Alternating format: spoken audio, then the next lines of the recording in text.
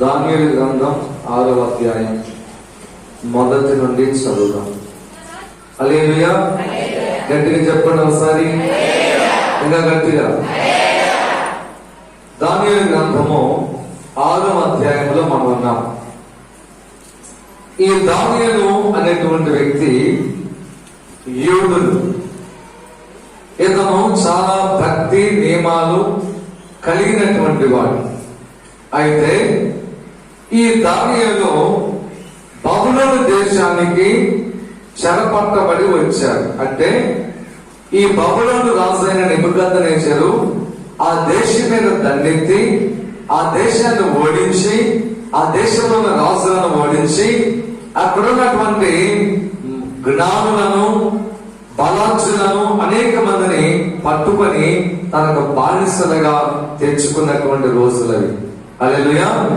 అయితే వచ్చిన తర్వాత దానియేలు చాలా మంది రాజులు మారుతా వచ్చారు బబులోను దేశానికి. అయితే ఇప్పుడు ప్రస్తుతం ఈ దేశాన్ని పరిపాలన చేస్తుంది ఎవరంటే 62 సంవత్సరాల వయసు కలిగినటువంటి దర్యావేషు. ఎన్ని సంవత్సరాలు? 62 సంవత్సరాల వయసు కలిగిన దర్యావేషు ఈ యొక్క దేశాన్ని, బబులోను దేశాన్ని పరిపాలన చేస్తున్నాడు. అయితే ఒకరోజు ఈ రాజుకు ఒక ఆలోచన వచ్చింది. ఏమిటి ఆలోచన అంటే, ఈ బబులోను సామ్రాజ్యం ఎంతో తెలుసా? 120 చిన్న చిన్న సంస్థానములు కలిగిన దేశం. అంటే చిన్న చిన్న రాజ్యాలు కలిగినటువంటి ఒక పెద్ద కోటను కలిగిన దేశం అది. హల్లెలూయా. 120 దేశాలు. ఎన్ని దేశాలు చెప్పండి? ఆ 120 దేశాల్లో కూడా ఇతను ఒక్కడే రాజు. ఎవరతను? దర్యావేషు. మిగతా వాళ్ళందరూ కూడా సామంత రాజు. అంత గొప్ప పేరు గడించినటువంటి వాడు ఈ బబులోను దేశ అధినేత. అయితే అతను అనుకున్నాడు, తన రాజ్యం అంతటి మీద అధిపతులుగా ఉన్నట్టుకై 120 మంది అధిపతులను, అంటే ఒక్కొక్క దేశానికి ఒక్కొక్క అధిపతిని ఏర్పాటు చేశాడు ఆయన. హల్లెలూయా. రాజు వేరు, అధిపతి వేరు. ఒక్కొక్క దేశంలో సామంత రాజు ఉంటాడు, కానీ ఆ రాజ్యానికి ఒక ప్రత్యేకత, ఆ రాజ్యానికి ఒక దాన్ని ఏమనాలి కానీ ఆ రాజ్య సమాచారం అంతా ఇక్కడికి మోసుకొని వచ్చి ఆ రాజ్య విషయాలన్నీ చెప్పడానికి ఒక్కొక్క దేశానికి, ఒక్కొక్క సామంత రాజ్యానికి ఒక అధిపతిని ఏర్పాటు చేసుకున్నాడు. ఆ అధిపతులలో ఈ దానియేలు కూడా ఒకడు. హల్లెలూయా. అయితే 2వ వచనం చదవండి. వారి పైన, అంటే 120 మంది రాజు లేక అధిపతుల పైన 3 ప్రధానులుగా నియమించను. ఆ 3లో దానియేలు ముఖ్యుడు. రాజులకు నష్టము కలగకూడనట్లు ఆ అధిపతులు తప్పకుండా వీరికి లెక్కలు ఒప్పచెప్పవాలని రాజు ఆజ్ఞాపించను. రాజు అన్నాడంట, ఆ 120 మంది అధిపతులను పిలిచి, ఓకే అధిపతులారా, మీరందరూ కూడా మీ దేశాలకు సంబంధించిన లెక్కంతా కూడా ఈ 3కే చెప్పాలి. ఎవరు ఆ 3? దానియేలు, మరొక 2. ఈ 3కే లెక్క చెప్పాలి అని చెప్పాడంట. అంటే అంత గొప్ప ఆధిక్యత ఈ యొక్క దానియేలుకి రాజు అప్పగించాడు. 3వ వచనం.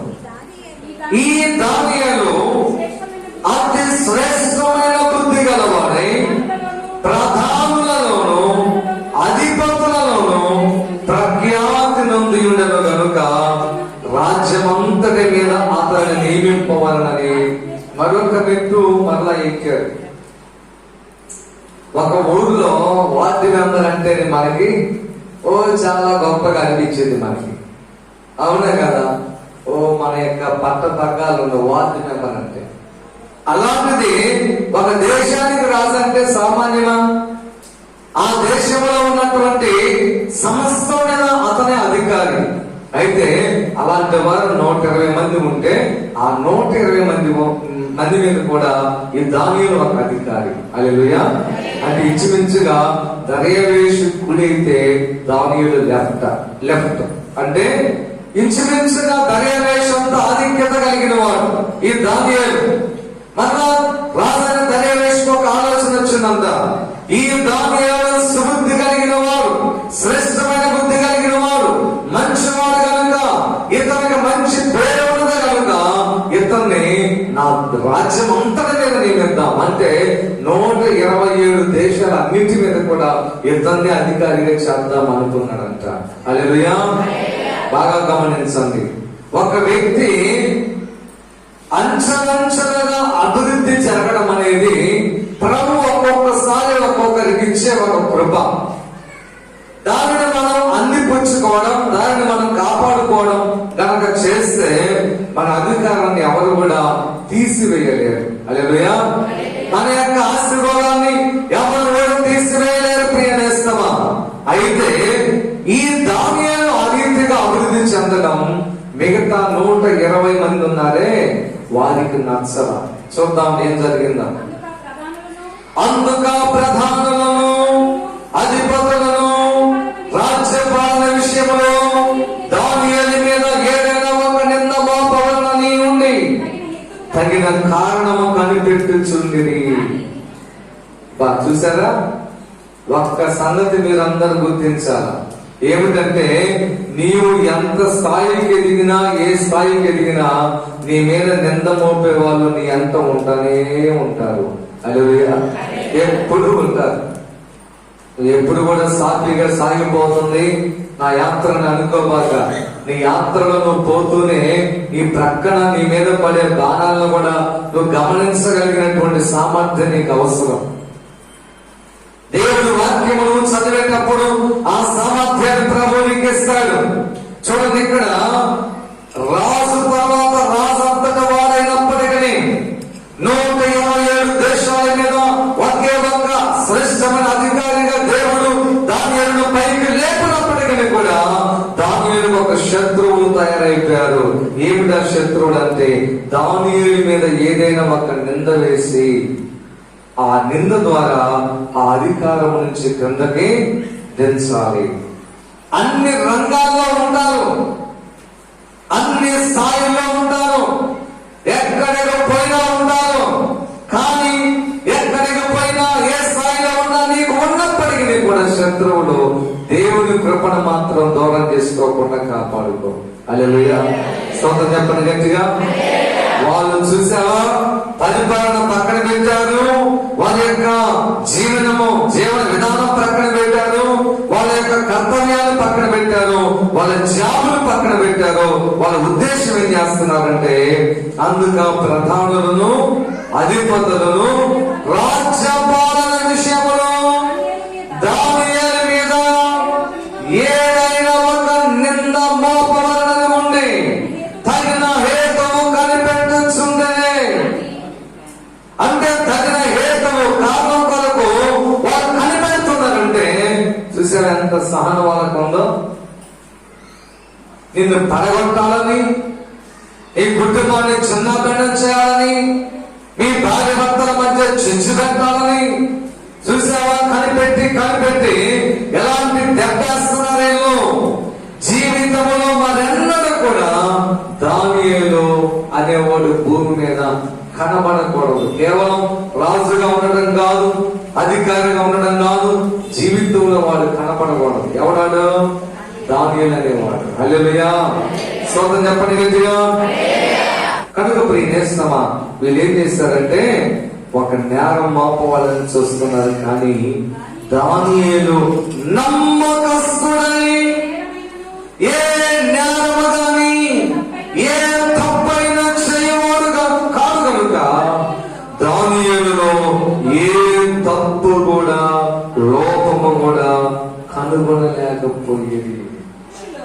అందుక మనుషులు అతని దేవుని పద్ధతి విషయమందే గాని ఏ విషయమందరూ కనుగొనలేమని అనుకోనిది. కాబట్టి ఆ ప్రధానులను, అధిపతులను రాష్ట్రంతగా సందడిగా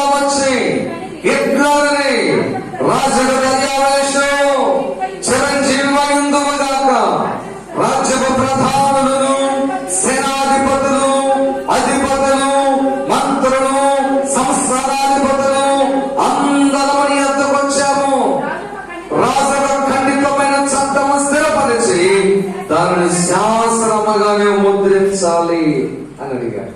మీకు అర్థం అవడానికి నేను చెప్తాను కదా. ఇక ఏ నేరం దానియేలు కనుగొనలేకపోయారు కాబట్టి దానియేలు దేవుడి పద్ధతిని బట్టి లోపం కనుక్కుందాం అనుకున్నారు. అంటే దానియేలు దేవుడు ఎవరు? యెహోవా దేవుడు. యూదులకు ఒక ఆచారం ఉంది, రోజుకు 3 సార్లు ప్రార్థన చేస్తారు వాళ్ళు. ఎన్నిసార్లు చెప్పండి? 3 తగ్గకుండా 7కు మించకుండా చేస్తారు వాళ్ళు. దానిలో ఒకసారి ఒక మాట అన్నాడు, ఈ దినములకు 7 సార్లు ప్రార్థిస్తాను అన్నాడు దావీదు. కనుక 7 సార్లు మాక్సిమం ప్రార్థన చేస్తారు, మినిమం 3 సార్లు చేస్తారు. ఉదయము, మధ్యాహ్నము, సాయంకాలం. అది కూడా వాళ్ళు ప్రపంచంలో ఎక్కడున్నా సరే వాళ్ళకు ఒక నియమం ఉంది. ఏమిటి ఆ నియమం అంటే, ఇది మన ప్రార్థన మందిరం యెరూషలేము అనుకోండి. అదీపాలెంలో దానియేలు ఉన్నాడు. అదీపాలెంలో దానియేలు ఏ దిక్కు మలిపి తన ఇల్లు కట్టుకున్నా ఇంటి కిటికీ మాత్రం యెరూషలేము అయిపోయి తిప్పి కట్టుకుంటారు వాళ్ళు. ఇప్పుడు ఉత్తర దక్షిణాలు పెట్టుకున్నారు అనుకో, కిటికీ ఇటు ఉంటది ఖచ్చితంగా. అంటే మందిరం ఎటు ఉంటే అటు. ఇంకొక మాటలు చెప్పాలంటే ఇదంతా కనిపిస్తుంది నాకు. హల్లెలూయా. వాళ్ళు ఏ దేశంలోనైనా ఉన్నాయి. అందుకని దానియేలు ఏం చేసేవాడంటే ఆ కిటికీ దగ్గర మోకరించి ప్రతిరోజు యెరూషలేము వైపు చేతులు ఎత్తి ప్రార్థన చేసేవాడు. ఎందుకంటే వాళ్ళకు ఒక ఆచారం ఉంది, యెరూషలేము క్షేమం కొరకు రోజు ప్రార్థన చేయటం అలవాటు. హల్లెలూయా. 122వ కీర్తన ఒకసారి తీయండి. 122వ కీర్తన. యెరూషలేము యొక్క క్షేమము కొరకు ప్రార్థన చేయుడి. యెరూషలేము నిన్ను ప్రేమించేవారు వర్ధిల్లుదురు. స్తోత్రం చెప్పండి గట్టిగా. అది యెరూషలేము క్షేమం కొరకు మనం రోజు ప్రార్థన చేయాలి. ఇప్పుడు మనం కూడా చేయాలి, ఒక్క యూదులు మాత్రమే కాదు, మనం కూడా రోజుకు ఒకసారి ప్రభు యెరూషలేముని జ్ఞాపకం చేసుకోయా, ఇజ్రాయెల్ దేశాన్ని జ్ఞాపకం చేసుకోయా అని రోజు ప్రార్థన చేయాలి. తర్వాత మనకి 2వ యెరూషలేము ఏంటి చెప్పండి? మన మందిరమే. నువ్వు వస్తున్న ఈ మందిరం కొరకు, ఈ మందిరంలో ఉన్న ప్రతి మనిషి కొరకు, ఈ మందిరంలో సేవ చేస్తున్న నా కొరకు ప్రతిరోజు ప్రార్థించాలి 3 సార్లు, ఉదయం, మధ్యాహ్నం, సాయంకాలం. అప్పుడు వాళ్ళు అనుకున్నారు మనందరం, అది అన్యులు. బబులోను దేశం అంటే ఎవరు? సకల మతముల ఉత్పత్తి అక్కడ ప్రారంభమైంది. అన్ని మతాలు కలిసిన ప్రజలు అక్కడ ఉన్నారు. ఎందుకంటే 120 దేశాలకి ఒకే రాజు కనుక అనేక రకాలైనటువంటి మతాలు అక్కడ కూడా ప్రారంభమైంది. ఇప్పుడు రాజధానికి వెళ్తా ఉంటాం కదా, ఎవరికి ఇష్టమైన దేవుని వాడిని ఆరాధన చేస్తారు కదా. ఇప్పుడు అమెరికాలో ఒక పెద్ద దేవాలయం కట్టారు, మీరు విన్నారో లేదు? ఆ దేవాలయం ఎలా ఉంటుందంటే, ఇదనుకు దేవాలయం, ఇందులో 3 భాగాలు ఉంటాయి. చుట్టూ పెద్ద కాంపౌండ్ ఉంటది, మధ్యలో ఒకటి చర్చ్ ఉంటది, ఆ ప్రక్క మసీద్ ఉంటది, మరొక ప్రక్క హిందూ దేవాలయం ఏదో ఒకటి ఉంటది. అంటే అందరూ కాంపౌండ్ లోపలికి వస్తారు, ఎవరికి ఇష్టమైన దాన్ని వాళ్ళు ఆరాధన చేసుకుని వెళ్ళిపోతారు. ఇప్పుడు కొత్తగా అమెరికాలో కట్టినటువంటి దేవాలయం. ఆ రోజుల్లో కూడా బబులోను దేశంలో అలాగుండేది. అందుకని వాళ్ళు అనుకున్నారు, రాజు దగ్గరికి వెళ్ళి, రాజా దానియేలు ఎంత పెద్ద తప్పు చేస్తున్నాడో తెలుసా?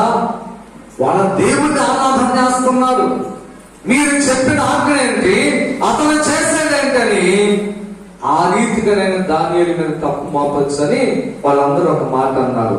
ఏమన్నారు నేను చెప్తాను, మీరు కన్ఫ్యూజ్ అవ్వకుండా.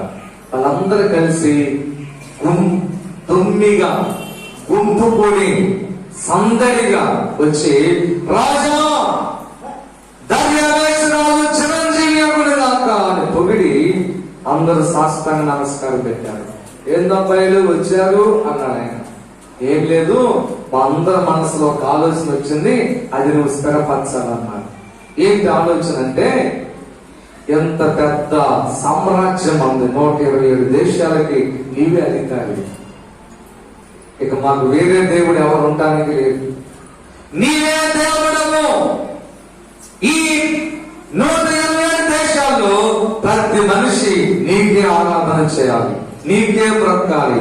ఎన్ని రోజులు అడిగారు వాళ్ళు? 30 రోజుల వరకు నిన్నే ఆరాధన చేయాలి. అంతేకాదు రాజా, నువ్వు ముద్ర కూడా వేయాలి, ఆజ్ఞాపించాలి, చాటింపు చేయాలి. ఈ 30 రోజుల్లో ఎవరు ఏ దేవుణ్ణి కొలవకూడదు. ఎవరి వీడికి మైండ్ ఉండాలిగా. ఎంత పెద్ద అధికారి అయితే మాత్రం నేనెట్లా దేవుణ్ణి అవుతాను రా బాబు, అధికారం వేరు దేవత్వం వేరు అనే ఆలోచన ఉండాలిగా.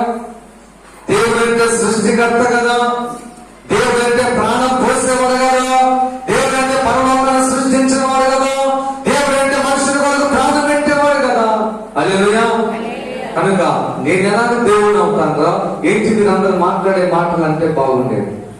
ఆ మాట అనకుండా అన్నాడు, సరే ఓకే అలాగే చేద్దాం అని సంతోషపడి 30 రోజుల వరకు ఈ 127 దేశాల్లో నా సంస్థానం అంతటిలో కూడా, నా యొక్క రాజ్యం అంతటిలో కూడా, నా సామ్రాజ్యం అంతటిలో కూడా ఏ దేవునికి మీరు మొక్కకూడదని చెప్పి ముద్ర వేశాడు, సంతకం చేశాడు. ఆ వాల్ పోస్టర్లను అంటించాడు, క్యాన్వాస్ పెట్టాడు. ఆ సంగతి దానియేలుకు తెలుసు. కానీ దానియేలు ఏం చేస్తున్నాడో తెలుసా? ఇంటి శాసనము సంతకము చేయబడినని దానియేలు తెలుసుకొనినను అతడు తన ఇంటికి వెళ్ళి యథాప్రకారముగా అనుదినము 3 మోకాల్లోని తన ఇంటి పై గది కిటికీలు యెరూషలేము తట్టునకు తెరవబడి ఉండగా తన దేవునికి ప్రార్థన చేయొచ్చు, స్తుతించుచున్నాను. హల్లెలూయా. మీకు అలాంటి ఆత్మ వచ్చింది అనుకు మీరు నిలబడతారా? చెప్పండి. 666 ముద్ర వస్తుంది, నిలబడతారా? ఇప్పుడు మీ ఆయన ఏదన్నా ఒక మాట అంటే, ఈ రోజు ప్రార్థన మొత్తం అయిపోయింది. ఆయన వద్దని అన్నా పో అనబోతున్నాడు. ఈ రోజు ప్రార్థనకు పో అనబోతున్నాడు. నువ్వు ముందే నీలాంటి తోలికి దేవుని రాజ్యాన్ని ఎలా ఇస్తాడు చెప్పండి. దేవుని కొరకు తెగింపు లేని వారు, దేవుని కొరకు త్యాగం లేని వారు, దేవుని కొరకు ప్రాణం పెట్టగలిగిన రోషము కలిగిన వారు, వారికి మాత్రమే దేవుని రాజ్యంలో అవకాశం ఉంటుంది. హల్లెలూయా. ఒక ఆయన ఒక పాట రాశాడు, ఈ సేవలోనే నా తుది శ్వాస పెడవాలని. ఉన్న పాట ఎంత రెడీగా ఉంటాడు. హల్లెలూయా. ఎంత గొప్ప మంచి పాట. అలాగే ఉండాల. దేవుని సేవలో ప్రాణం పెట్టే విధంగా, అన్నిటిని ఎదుర్కొని నిలబడే విధంగా ఉంటేనే దేవుడి కృప నీకు దొరికింది. ప్రియ నేస్తమా, ఈ దానియేలు ఏం చేస్తాడు తెలుసా? ఆ శాసనము ఉన్నప్పటికీ కూడా ఈ రోజున తక్కువకి పోతే ప్రార్థన మర్చిపోతాము, బంధువుల ఇంటికి పోతే ప్రార్థన మర్చిపోతాం, ఎక్కడ పోయినా ప్రార్థనే గుర్తురాదు, ఇంటికి వస్తేనే ప్రార్థన గుర్తొచ్చు. ఒక చిన్న ప్రార్థన ఎక్కడికైనా ఉదయాన్నే లేచి ప్రార్థన చేసుకుంటే అదేమో తప్ప? ఉదయాన్నే లేచి ప్యాకంటే ఆడుతున్నావా? తప్పుగా జనం అదేంటంటే ఆశ్చర్యం, దానికి తప్పు లేదు జనాలకి. ఉదయాన్నే ప్యాకాట ఆడుతున్నావు అంటే నువ్వు చాలా పెద్ద టాలెంట్ కలిగిన వాడు అంటారు. నేను అంతే ఉదయాన్నే సినిమా చూస్తుంటే ఎవరు నిన్నేమనుకో, ఉదయాన్నే లేచి పెట్టేస్తున్నావు అనుకో, మందంటే అంతలా పిచ్చా అని పొగుడుతారే తప్ప నేను ఎవరేమనుకో.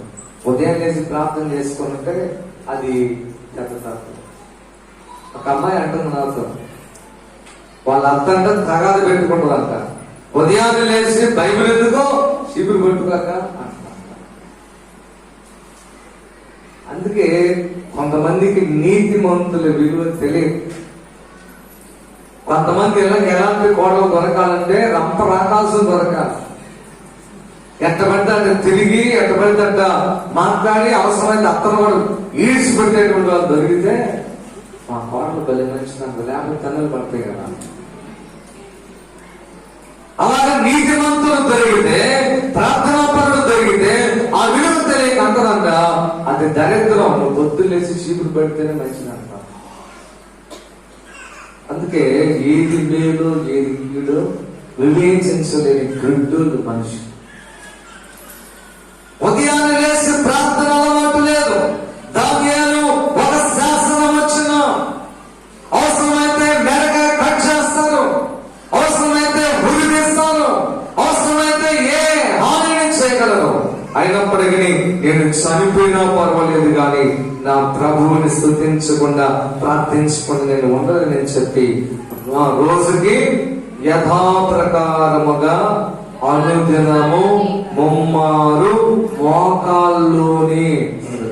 దానియేలు ఏం చేసేవాడు? మోకాల్లోని తన ఇంటి పైగది. అంటే ఆయనకు కూడా ఆ రోజున స్టేర్ ఉందన్నమాట, 2 అంతస్తు ఉంది ఆ రోజుల్లో దానియేలుకి. అంటే ఆయన ప్రధానమంత్రి కదా, ఆ మాత్రం ఉంటది. 2 అంతస్తులో ఇంటి పైగది, కిటికీలు, యెరూషలేము తట్టునకు తెరవబడి ఉండగా తన దేవునికి ప్రార్థన చేయొచ్చు, ఆయనను స్తుతించుచుండెను. అప్పుడు ఆ మనుషులు గుంపు కూడి వచ్చి, ఇక్కడ నాకు ఒక చిన్న ప్రశ్న. దానియేలు ఇల్లు ఎక్కడ ఉంటది? అందరు ఇప్పుడు 127 మంది ఉన్నారండి, వరుసగా ఉంటే ఇల్లు చూద్దాం. వరుసగా ఉంటే ఉన్నప్పటికీ కూడా ఇంట్లో ఏం చేస్తున్నారు ఇలా తెలుసా? అంటే దానియేలు మీద వీళ్ళు ప్రత్యేకమైన నిఘా పెట్టారు. అంటే దానియేలును పట్టుకోవాలి, తప్పులు పట్టాలని చెప్పి నిఘా పెట్టారు వీళ్ళు. ఎటు పోయినా, సెల్ ఫోన్ తీసినా, ఏ ఇంటి బయటకు పోయినా, ఎక్కడ కూర్చున్నా, ఎవరితో మాట్లాడినా తప్పులు పట్టాలనుకునే ఉద్దేశం ఉంటే ఆ వ్యక్తి ప్రతి మాట తప్పే. ఎలా ఉంటది? సొబ్బి అని అంటే నాకు తప్పుగా అనిపిస్తున్నాడు, అతనంటే నాకు ద్వేషం. ఎంత కూర్చోక కాలు మీద కాలే అంటా ఉదాహరణ కాలు మీద కాలేసాం. ఎంత ఘనమైన నీకు కాలు మీద కాలేసాం. ఎందుకంటే తనంటే నాకేముంది? కోపం ఉంది, ద్వేషం ఉంది, పగ ఉంది, ప్రతీకార స్వభావం ఉంది. కనుక కాలు కింద పెట్టినా తప్పే, కాలు పై ఏం రాసి పెట్టేసుకున్నావు అంటే నేనేమనుకోవాలని? ఏంటి చేతులు కట్టుకున్నావేంటి? నీకంటే పెడతాను నేను, అప్పుడు పడతాను. చేసేదేముంది? ఎట్లా చేతులు తీసాను అనుకో అంటే నేనంటే గౌరవం లేదు నీకు. ఇష్టం ఉంటేనంట ఇంట్లో ఎత్తేసుకుంటాను, ఇష్టం లేకపోతే అంత దూరమైన వాసన వస్తుంది ఇక్కడ చేసేది. దానియేలు అంటే వాళ్ళకి 120 మందికి ఇష్టం లేదు కనుక ఆయన ఎక్కడో ఇంట్లో అందరూ పై అంతస్తులో ప్రార్థన చేసుకుంటే వీళ్ళకి ఎట్లా కనపడిందంటే నాకు అర్థం కాలేదు. ఆ రోజులు సీసీ కెమెరాలు ఏమైనా ఉన్నాయంటారా? అంటే నాకు తెలిసి వాళ్ళని మనుషులు పెట్టి తిప్పుకుంటారు ఇంటి చుట్టూ. ఎంత కష్టమో. తప్పులు పట్టుటకు ప్రయత్నించేవారు ఎవరో తెలుసా? దయ్యపు యొక్క మనుషులు. ఇర్మియా గ్రంథం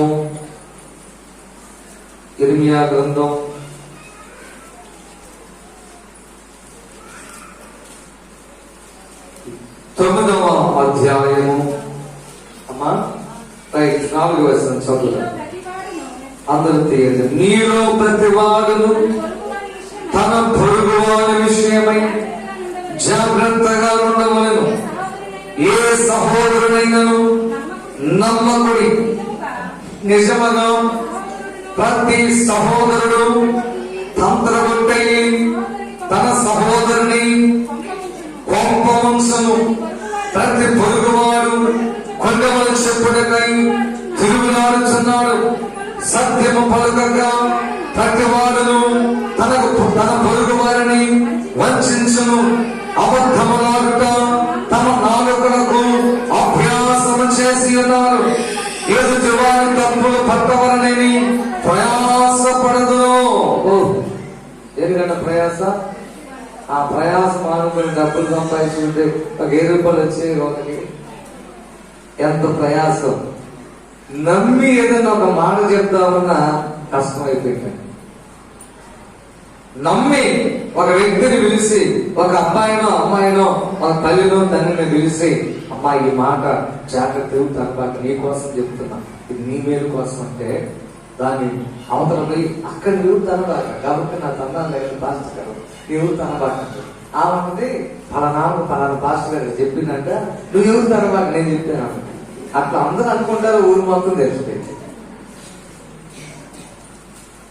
న్యాయం కాదు. నేను నమ్మి ఒక విషయం చెప్పినప్పుడు ప్రాణం పోయింది, అది బయటికి, అది నీ నమ్మకం. కానీ మాట మాట అలా ఉండాలి, అది నమ్మకత్వం.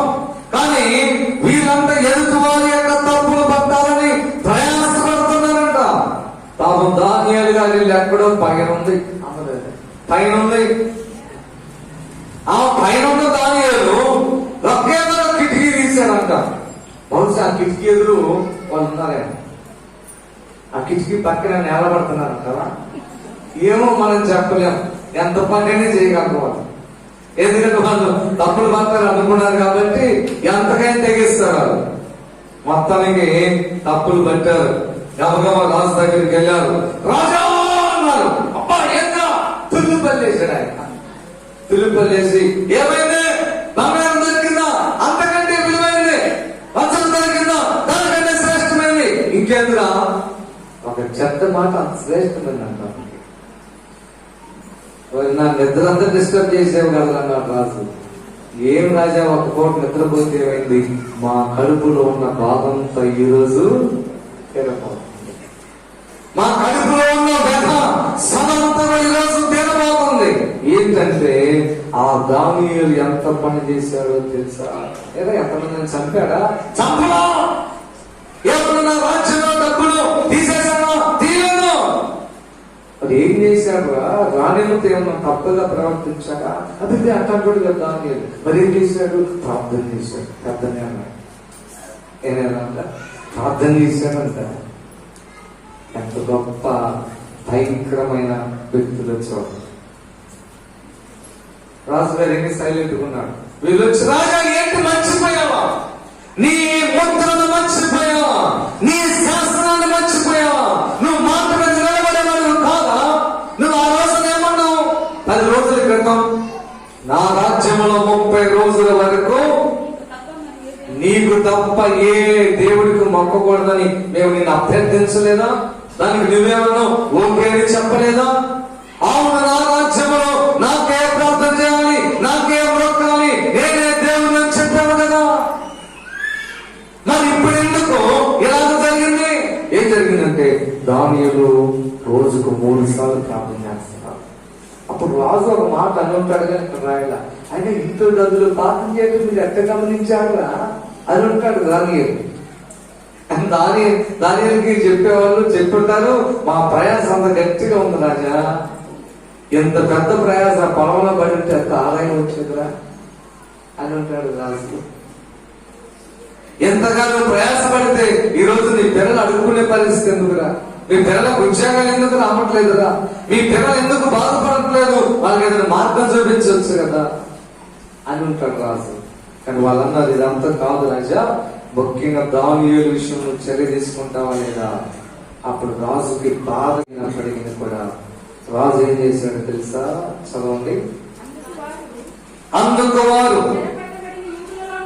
13వ వచనం, చెరపట్టబడిన యూదులలో ఉన్న ఆ దానియేలు నిన్నే గాని నీవు పుట్టించిన శాస్త్రమే గాని పట్టించుకోకుండా అనుదినము 3 సార్లు చేయడం చూశారంట మహానుభావుడు.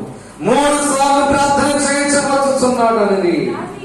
రాజు ఈ మాట విని బహుగా బాధపడిన మనసులో. ఎందుకంటే దానియేలు అంటే రాజుకి ఇష్టం. దానియేలు మీద టార్గెట్ చేస్తారని గుర్తించలేకపోయాడు రాజు గుర్తించలేక అనుకున్నాడు మనసులో, అబ్బా దానియేలుని ఎట్లాగైనా తప్పించాలని ప్రయత్నం చేసి తన మనసును దృఢం చేసుకున్నాడు. కానీ సూర్యుడు అస్తమించే వరకు అతడు ప్రయత్నం చేశాడు. కానీ రాజు, ఆ మనుషులు మాటికి వచ్చి అంటున్నారు, రాజా, రాజు స్థిరపరిచిన ఏ శాస్త్రము గాని తీర్మానం గాని ఎవరిని రద్దుపరచజాలడు. ఇది మాదీయులకును పారసీకులకును విధి అని తమకు తెలుసు. తమను తెలుసుకోవాలి. చేసేదేమి లేక అంతట రాజు ఆజ్ఞ లేక బంధువుతులు దానియేలును పట్టుకొని పోయి సింహముల గుహలో పడద్రోసిరి. అప్పుడు కళ్ళు మండించాలని ఏం చేశారంట, రాజేమో తప్పించాలని చూశారంట.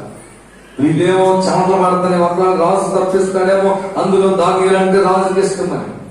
మళ్ళీ అన్నారంట, రాజా నువ్వు మాట తప్పకూడదు, నువ్వు నీ ఆజ్ఞ నువ్వు గుర్తు చేసుకో, ఈ రోజు ఇంత తప్పిపోతే రేపు ఇంకొకటి చేస్తాడని రకరకాలుగా మాట్లాడారంట. అప్పుడు రాజు అన్నాడంటే చేసేది ఏం లేక అది దానిని పట్టుకొని ఆ సింహపు గుహలో పడవేయండి అన్నారు. వాళ్ళు పట్టుకున్నారు, దానియేలును తీసుకుని వెళ్ళారు.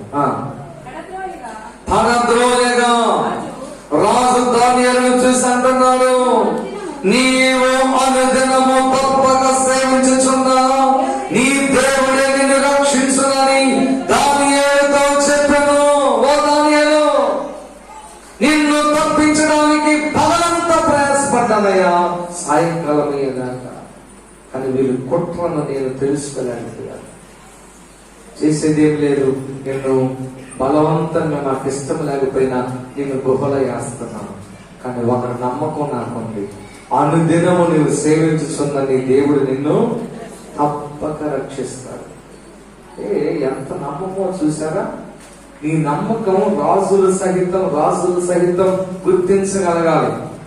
నీ యొక్క విశ్వాసాన్ని నీ తోటి ఉన్నటువంటి వాళ్ళు గుర్తించగలగాలి.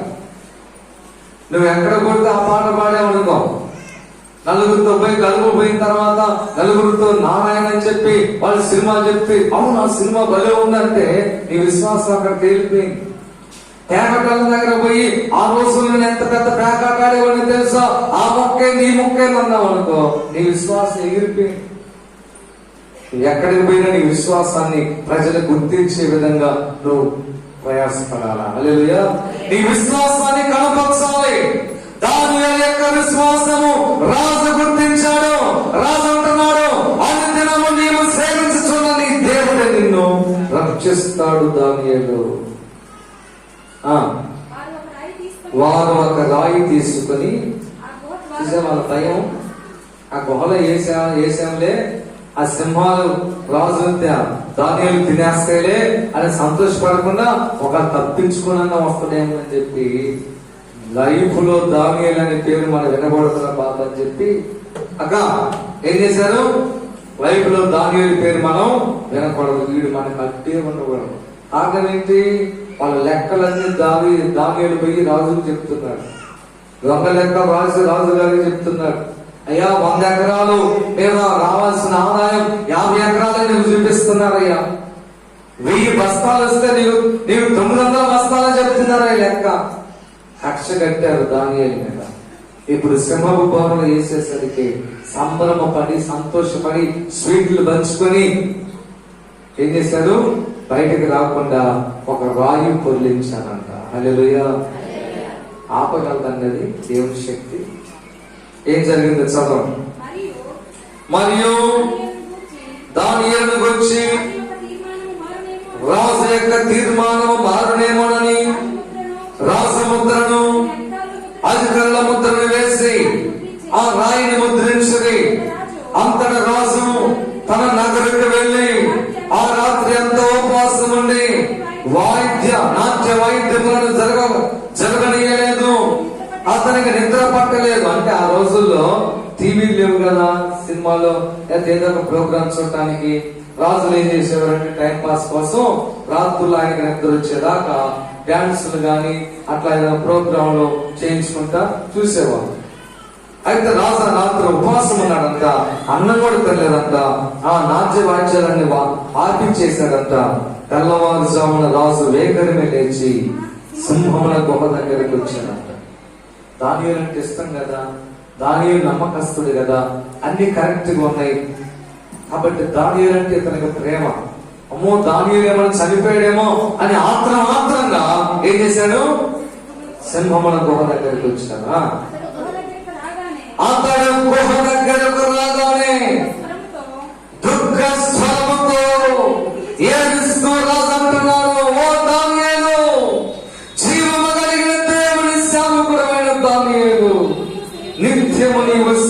జీవించుచున్నని దేవుడు నిన్ను రక్షింపగలిగిన. ఎంత అద్భుతమైనటువంటి రాజు అండి. ఏమంటున్నాడు రాజు తెలుసా? దానియేలును చూసి ఏడుస్తూ, నువ్వు రోజు ప్రార్థన చేసింది దేవుడు నిన్ను రక్షించాడా దానియేలు?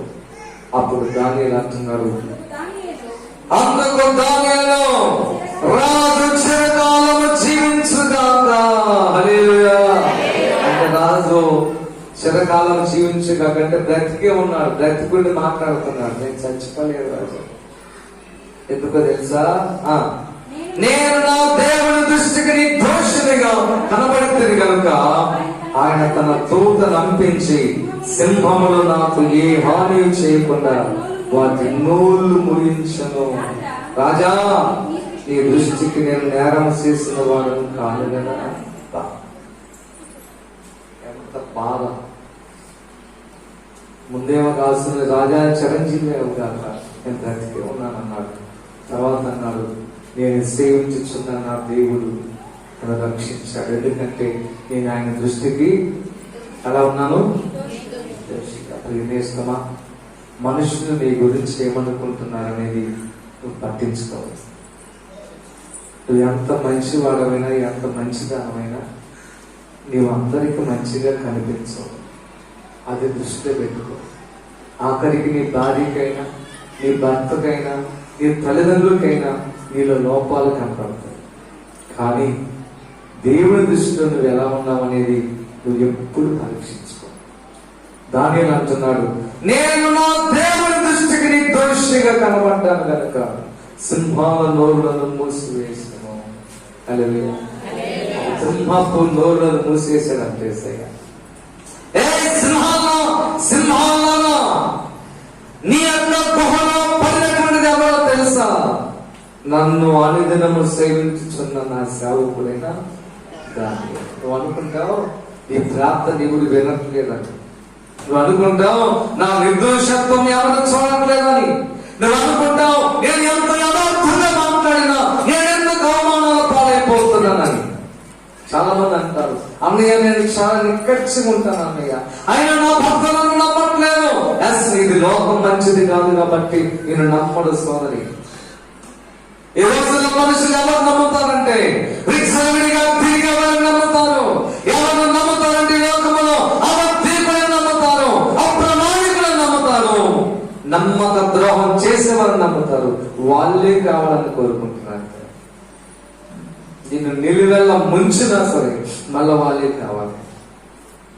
ప్రజలు ఎవరు కావాలన్నారు? యేసు ప్రభు కావాలా, బరబ్బా కావాలా? ప్రజలు అన్నారు, మాకు యేసు వద్దు, బరబ్బనే కావాలి. మమ్మల్ని రక్షించిన యేసు మాకు అక్కర్లేదు, నా కొరకు సిలువలో ప్రాణం పెట్టిన యేసు మాకు అక్కర్లేదు, మా పిల్లలను బాగు చేసిన యేసు మాకు అక్కర్లా, నా కుటుంబాల కోసం ప్రయాసమైన వాడు మాకు అక్కర్లేదు. ఇదిగో మా దయ్యాలు ఎలగొట్టిన వాడు మాకు వద్దు, బరబ్బ కావాలి. ఎవరికి బరబ్బ? కత్తులు పట్టుకొని హత్య చేసిన వాడు కావాలి. ఎప్పుడైనా మనుషులు అదే కోరుకుంటారు. కానీ ఒకనొక దినం ఉంది, నీవు గుర్తించగలిగే దినం. హల్లెలూయా. ఒక రోజు ఉంది, ప్రభు నిన్ను గుర్తించే దినం. నీ కష్టాల సమయంలో, నీ ఒంటరి సమయంలో నువ్వు వేదకు గురైనప్పుడు, సింహాల లాంటి సమస్య నీ దగ్గరకు వచ్చినప్పుడు నీకు ఒక ఆదరణ లభిస్తుంది. ఆ రోజు అర్థమైపోతుంది, చూసావా ఇతను నిర్దోషిగా బాబు, ఈమె నిర్దోషిగా. దేవుడు మనం ఎంత అనచాలన్న దేవుడు అతన్ని పైకి లేపాడని ప్రజలు గుర్తిస్తారు. ఏమైనా దేవుడి పెట్టారా? దేవుడి ఎదుట నువ్వు ఎలా ఉన్నావో చూసుకో. ఏ ఒక్కడు నిన్ను ఆనచలేదు, ఏ ఒక్కరు నిన్ను బాధించలేదు. ప్రస్తుతానికి నిన్ను అలా చేస్తారు, వాళ్ళ ఎదుటే నిన్ను పైకి లేపుతారు. ఇప్పుడు జరిగింది ఏంటో తెలుసా? ఏం జరిగిందయ్యా?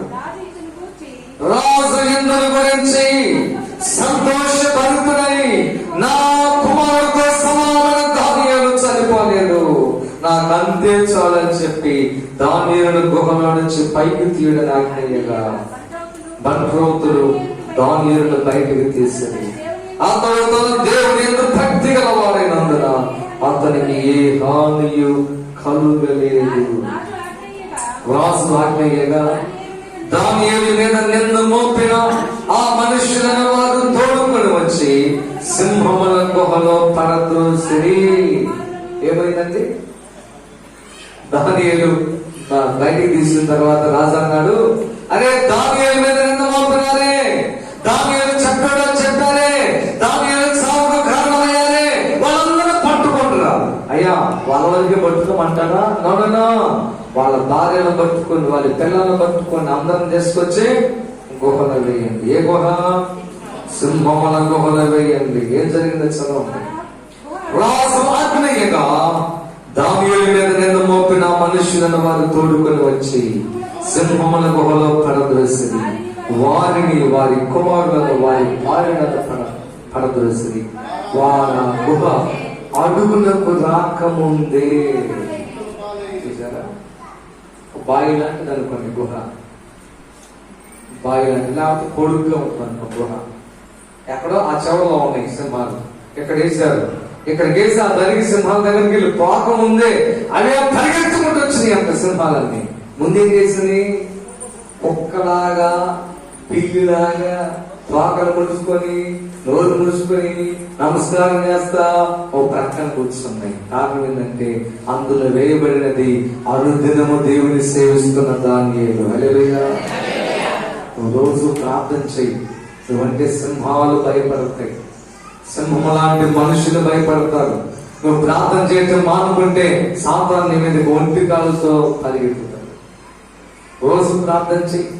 ఉదయాన్నే లేవగానే నేను చెప్తున్నాను, మరలా చెప్తున్నాను, మనుషులను తిట్టుకున్నా పర్వాలేదు కానీ నేను సత్య మార్గంలో మిమ్మల్ని నడిపించాలి కనుక ఉదయాన్నే నువ్వు చీపురు పట్టుకోవద్దు. ఉదయాన్నే నువ్వు మోకరించి ప్రార్థన చేయి. హల్లెలూయా. పెద్దలకరండి 8 గంటలకు లేసి అప్పుడు బైబిల్ పట్టుకుంటే కరెక్ట్ గా.